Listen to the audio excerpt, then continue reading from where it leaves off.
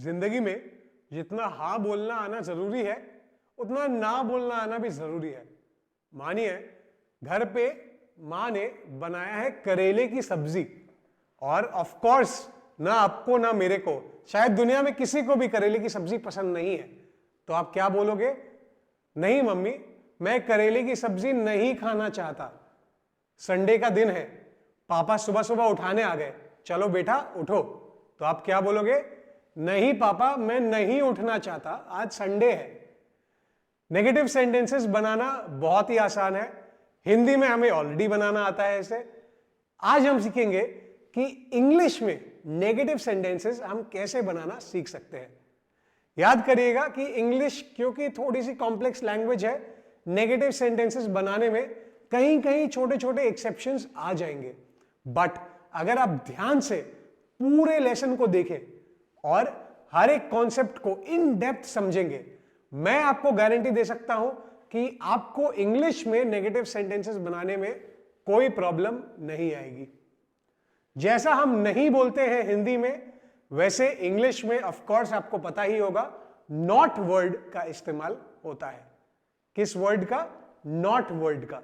जब भी हमें किसी चीज के लिए नहीं बोलना है तो हम नो या फिर नॉट बोलेंगे और उसके साथ अपने नेगेटिव सेंटेंस की शुरुआत करेंगे।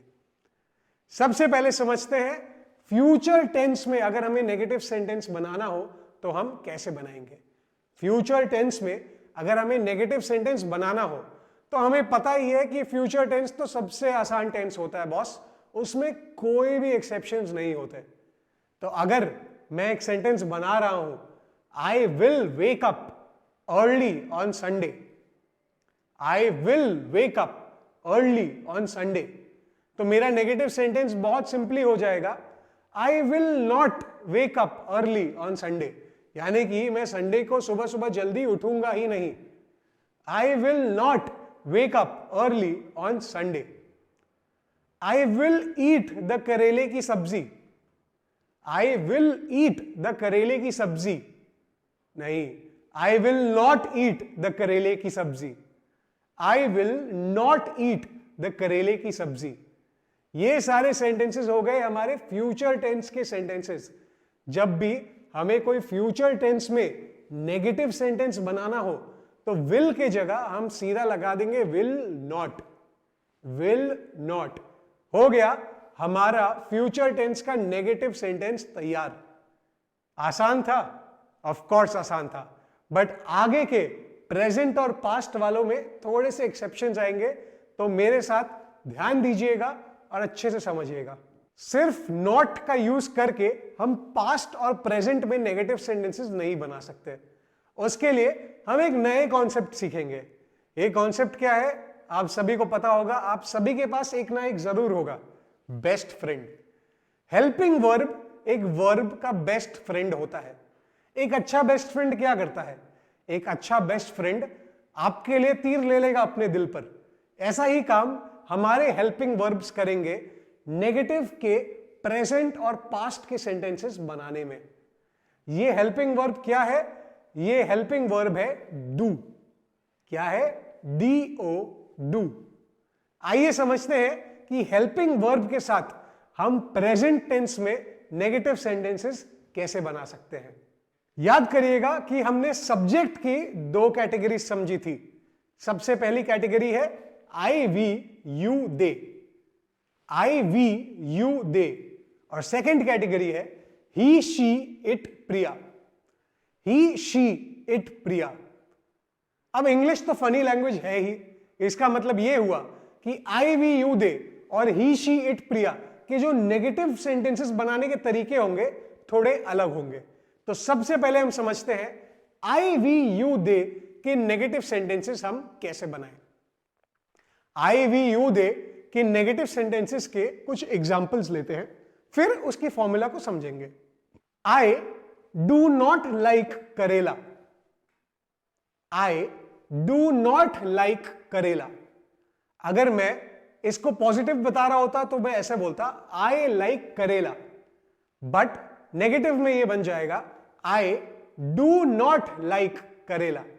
यहां पर आप देख सकते हैं कि एक छोटा सा एडिशन हुआ है। हमारा हेल्पिंग वर्ब आ गया है हमारे को हेल्प करने के लिए। हमारे वर्ब का जो बेस्ट फ्रेंड है हेल्पिंग वर्ब आ गया है सारे दुख को दूर करने के लिए। आई डू नॉट लाइक करेला, they do not drink coffee, they do not drink coffee.